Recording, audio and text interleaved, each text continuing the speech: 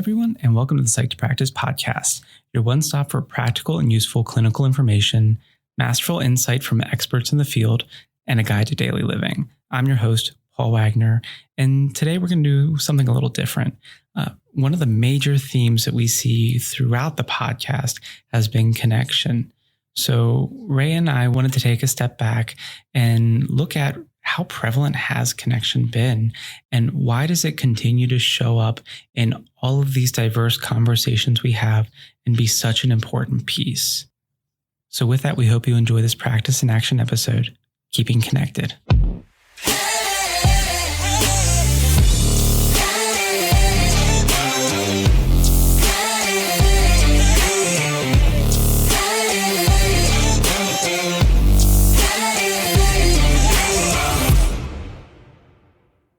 And yeah, I think that's why it's important to really think about maybe what we say and even not only what words we say, but how we say those words. And it really makes me think of just the most important relationships in my life and the significance that I always want to give my words with them, and also the ease where I lose sight of that. And I think that's where oftentimes I also get into the most trouble with those relationships, or there's the greatest kind of disconnects, is when I'm choosing my words poorly, or I'm not really putting that intention or specificity in there. And I think that's something, as you're talking about, not only the words we say or how we say them, it allows for connection.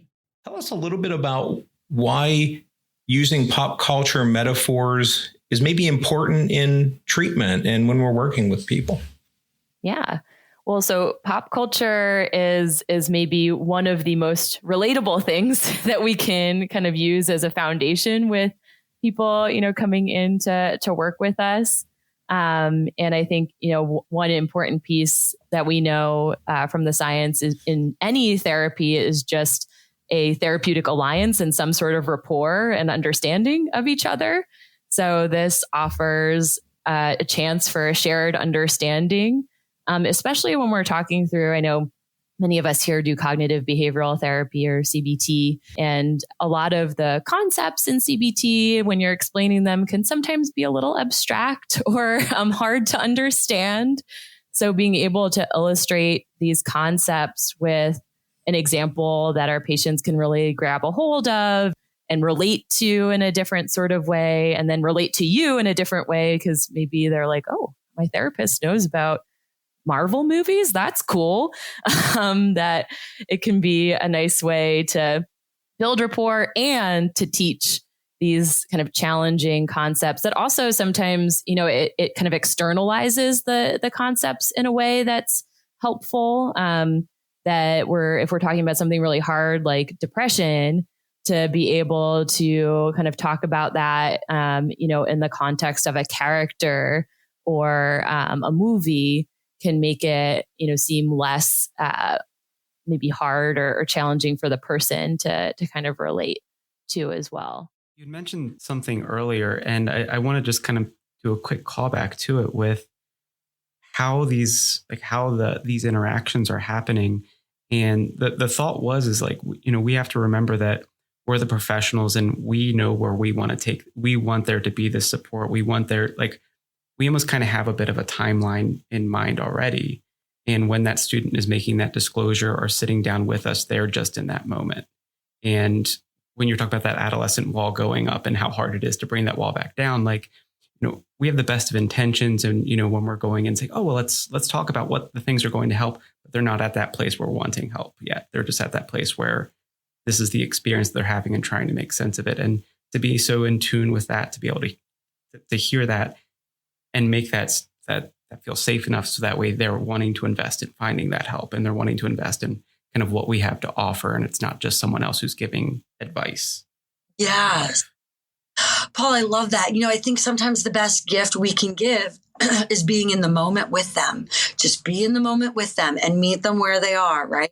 That's kids in general. When we're in the middle of doing a suicide risk assessment, right, we're real careful to always be thinking upstream, but not jumping into too fast interventions too quickly, right? Right. Right. I think of CBT, right? Thought stopping. thinking of alternate, replacement behaviors. And, when a student is disclosing suicide risk and they're saying things like, and I'll just give an example, my girlfriend broke up with me, a boy is distressed. He's like, I don't know if I want to live, right? And you're thinking about connections and you're like, okay. And, well, how can we, get you to meet more people? And he's like, I don't want to meet more people. Like, you're not hearing me. Right. And so in that moment, especially with kids, right, if they feel we don't hear them, up comes a wall. And how hard is it with adolescents when the wall comes up to break it back down, right? And so also being mindful while we're always thinking, and we do move to interventions, that there's a place. I'm honored when a student discloses to me, and I tell them that, not only does it take a lot of courage to disclose suicide risk, because I always try to put myself in their shoes. What is it like that they want to go against their innate capacity to fight for life, that they don't want to be here anymore? What must that be like? And I always try to put myself as close as I can. I can never be in their shoes, but always try. And I honor their courage. And I honor that they're just, talking to me about this, because it is hard stuff.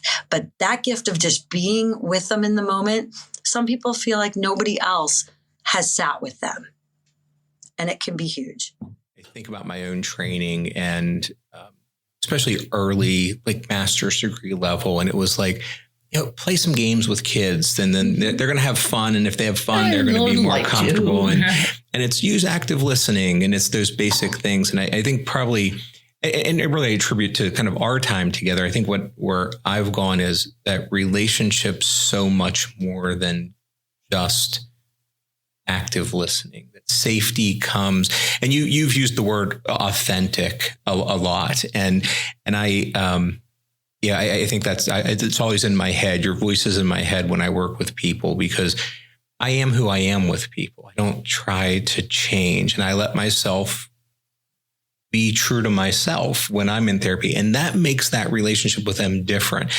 And even if it's somebody I don't necessarily have the same views with, they're comfortable with me because I'm comfortable with me in that moment. I'm not trying to be a textbook therapist. And you're comfortable with them, their perspective. Right. And it's, so we're not mimicking what we've seen on therapy videos through class and trying to, emulate what other people have done, but really being true to who we are. And that idea of authenticity, it just means a lot. I think that's a really important part. And I think that's changed my relationships. Yeah, it's interesting because with that authenticity, there's a mutuality so that the flow goes both ways. And if you're that blank screen and there's no flow coming from you, how does the person you're working with flourish? So when you think about bathing all we know in the relationship, encompassing all that, you and I have tried to diagram this because we've been talking about it for years. Because all that other stuff is important. It doesn't mean you don't do homework with some patients. Right. It doesn't mean, so on and so forth, all those things we've learned. But it's all penetrated by this presence of two, not just one. Yeah, and I think along that line, maybe part of this awareness is also paying attention to our own response to other people's body language. I've been in situations where people are asking me questions with their words, and their body language is, hey, I can't wait to get out of here. And I have to pay attention to that and just my own kind of reaction to that. I think doing that does help us prepare. And then, again, practicing and being able to say those things comfortably to people, it's important, and I think on the other side of it is really paying attention to then the other person's nonverbal. So, part of adjusting ourself is to also have awareness of how the other person's reacting. And I think if we can read that and bring that to light in some ways, then that can feel so helpful. Just this week, something akin to this happened where as I was going to sit down with a client I was seeing, my thumb caught my shirt button as I was going, and it popped the button down, and it happened right as I was sitting, and we started kind of getting into things. And I didn't want to necessarily stop and kind of derail things. So I just kind of crossed my arms over that. And for like 20 minutes, I'm sitting here with my arms crossed. And I, as I said before, I talk with my hands quite a bit. And so I'm not doing this, and I'm feeling myself, it's not connecting. Right. And we just so happened to be talking about the idea of accepting help and how it felt uncomfortable for him. Right. And, we're really trying to kind of talk about, why is that? And we land on embarrassment. And it felt like a valuable moment to share how, what is the embarrassment doing? It's supposed to be protective, but in that protection, it's limiting him from being able to kind of move freely or being able to do something more efficiently. And I called myself out on that, and, I was embarrassed, and I said, hey, speaking of, and I explained the situation. My button popped, and I'm going to take a moment and fix it. Now I don't have to sit here with my arms crossed the entire time. Right. Now I can connect, and it really connected for him. And so when he's kind of talking about, and, he's uncomfortable talking about help, he's uncomfortable talking about embarrassment, and I can feel that body. And the moment I called myself out, I felt more relaxed, but I felt him be more relaxed. And so it was just kind of this opportunity, I think, to bridge not only nonverbals and connecting, how that can happen, but also in the calling it out, being able to then say, this is what doing something about it and being able to effectively move on from it looks like. You mentioned about kind of that a lot of your work are with individuals who are really stuck, that some of these basic things, while they're important, some people, it's much more difficult. What does treatment look like for those who are really stuck, where they, does it look different? How do you start with them? What does that look like? So there's two kinds of really stuck. There's as the child ages, the incredibly avoidant child or teen that just is like, leave me alone. I'm never going to talk. I hate you. I don't want anything to do with this. Those kids are very difficult. They're not willing to do the goals. They're just very avoidant. They start not wanting to go to school. They might be very reclusive. They really aren't functioning socially, communicatively, emotionally. They're, now becoming depressed or avoidant. And so that's one kind of very difficult case. And that's when you're addressing depression if they have it, or you're addressing their avoidance. But it's also about building trust and giving them very small goals, because very often those individuals were missed. Either they had a comorbidity or a why that was not addressed or not seen as part of this. And so they were incredibly misunderstood and very mismanaged for many, many years. So it's a natural thing to avoid and create that wall around you. So the art of treatment is meeting them again where they're at and understanding this is really hard, and just starting with very, very small steps. It might be just leaving their house once a week. It might be just driving around the store location. It might be just walking around the store. One of the things that I have to do with some of these very avoidant individuals is help them realize why it's important, and help them realize that this is different. Like, we're going to meet you where you're at. Is they all have an interest. Like, an example is a teenager that loved hockey, just loved hockey, wanted nothing more than to go to the hockey game with his father or mother, let's say his dad in this case. And I will say to them, so you don't want help. You're saying, leave me alone. But let's say you got tickets to go to your favorite hockey team, and you see his eyes light up right then and there. And you're like, yeah, your dad's taking you, but you've got to go to will call and get those tickets because your dad's on an emergency call. He can't get the tickets. So I look at that individual and I say, how can you do that? If it's hard to use your words and it's hard for you to go up to them, it's going to be hard and scary for you. We talk through it, or I explain this to them. I said, that's why you're here, so that you can do the things you really want to do, like go to that hockey game and get those tickets. There's a decision to self-disclose that happens. And for me, it's really based on my judgment on how it might influence or enhance what the goals of my patient might be. So there are times I'm selecting it for definitely those reasons. I think it's also important, though, that it doesn't, it's spontaneous. Like, I don't think I ever go into a session where I'm like, well, today I'm going to tell them about whatever. but there are times that maybe just the moment's right. And I think at those times, that idea of self-disclosure maybe shares a little bit of kind of our own humility or humanity, or just maybe that we understand what they're going through. And I think that's a very positive way that we can utilize self-disclosure. I think intentionally, there's times that we do it for other reasons. Like maybe it's not like I have certain pictures in my office, like my Steeler helmet in my office is an intentional disclosure. I put it there for a reason. But maybe that's not for my client's goal. Maybe it is to get a reaction, but it's a good way to disclose. So, I mean, I think that idea is we have to make decisions about when and what we disclose. And I think that's what makes self-disclosure almost kind of feel like, I through, undergrad, grad school, even, early in my career, kind of the perception that I would constantly get is don't self-disclose.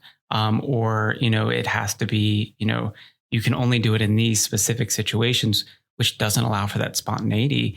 And it's something, again, I think similar to some of the past topics we've talked about. If done well and done with intention, it can, it pays dividends. And I'm even thinking of just different self-disclosures that I make. And some of them I could see maybe going there, but it's not something until the moment is there in which I'm making that disclosure. For example, if I'm working with, and I'd say this happens predominantly with either, older children or younger adolescents who are really struggling with ADHD and just this concept of nothing's ever going to change. It's never going to get better, and feeling kind of a bit helpless or hopeless with it. And I share with them that I have ADHD, and that's not because I think I necessarily am a role model for them or, that right. I'm put up on a pedestal, but rather as that genuine moment of connection to say, hey, I can understand and empathize with that. But at the same point, there's a value that can be instilled. And that's kind of the intention behind sharing it, which is it doesn't mean that things are going to change around you environmentally. It means that you're going to have to work harder. And it means that it's not fair. But if you're wanting to be successful and if you're wanting to get the outcomes that you're wanting, then we're going to have to put effort into this and not just try to wait for things to change around us, because it's good. Maybe every once in a while it works out, but it's not going to be an effective approach. And a lot of times, I think there's an appreciation for that disclosure, and it does form a bit more of that relationship piece. But it also then puts a frame of reference there that says, oh, I can kind of buy into this a little bit more because of that relationship. I like the term management, and one of the things I often see is that someone goes through a threat assessment, and the management they believe is just going to psychotherapy. Let's go. Right? Yeah, right. We're either going to suspend or if you do so many weeks of psychotherapy, and I do believe that psychotherapy is wonderful as part of that management plan, but it's probably not enough. And can you give us some ideas? What are other things you look at? What other management options? So maybe mental health treatment's part of it, but what other things or resources do you look to try to get in place for people who may be at some risk? Yeah. So a lot of these individuals, to be honest with you, what we're really focusing on is relationships and connectedness. It was interesting. There was a study that was just released in 2021 where they looked at some of the more recent targeted, school violence or targeted incidences of violence in schools. And one of the commonalities that they saw is that while a lot of people think that these students who do targeted acts of school violence are loners, they actually didn't find that. What they found is they're not choosing to be loners. They're not choosing to ostracize themselves, but they're what they use the term failed joiners. They desperately want to be accepted and they want to belong to peer groups. They want to feel accepted and engaged in their school. But for whatever reasons, they're kind of being pushed aside. Now, granted, sometimes it's because they have concerning behaviors that kind of scare the other kids. So the other kids are like, I don't know if I want to hang around this person. But there is a strong need for them to feel accepted and like they belong. So for many of these cases, it really is focusing on connectedness and relationships. So as a management strategy, for example, can we set them up with some mentoring within the school? Can we use a check-in, check-out program? Can we engage them in some small group interactions, whether it be, with the school psychologist, the school counselor, the school social worker, building social skills, working on anger management skills, positive leadership opportunities, finding their strengths. Can we get them engaged with the drama club, the theater club, the band, a sports team, a chess club, a video game club, where are their strengths that we can help keep them connected and engaged? And then really working on too, out in the community, are there things that we can foster?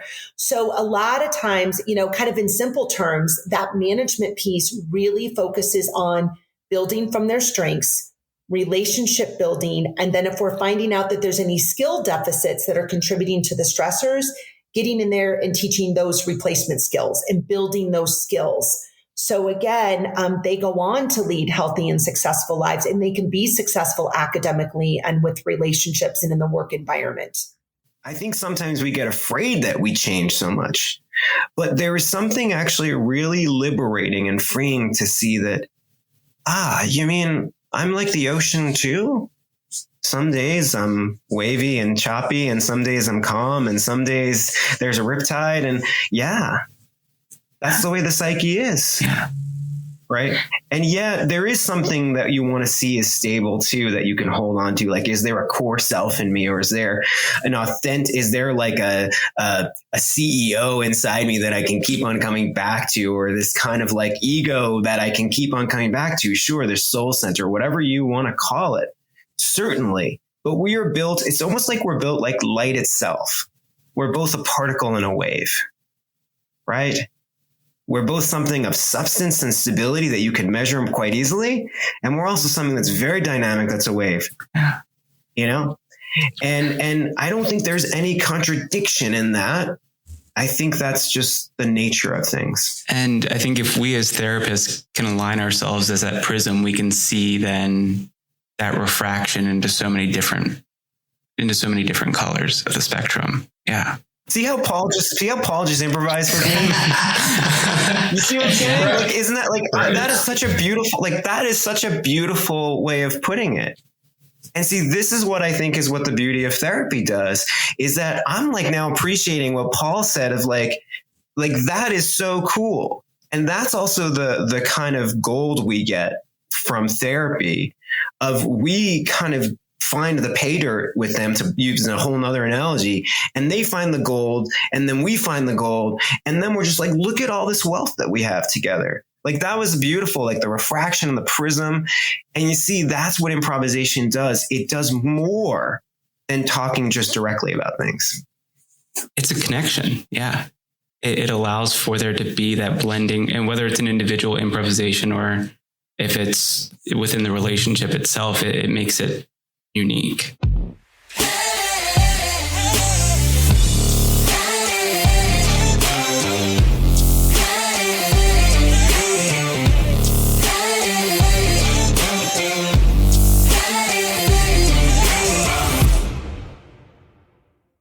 The information contained in this podcast and on the Psyched to Practice website is intended for informational and educational purposes only. Nothing in this podcast or on the website is intended to be a substitute for professional, psychological, psychiatric, educational, or medical advice, diagnosis, or treatment. Please note that no professional patient relationship is formed here, and similarly, no supervisory or consultative relationship is formed between the host, guests, and listeners of this podcast. If you need the qualified advice of a mental health professional or practitioner, please contact services in your area. Similarly, if you need supervision on clinical matters, please locate a supervisor with experience to fit your professional needs.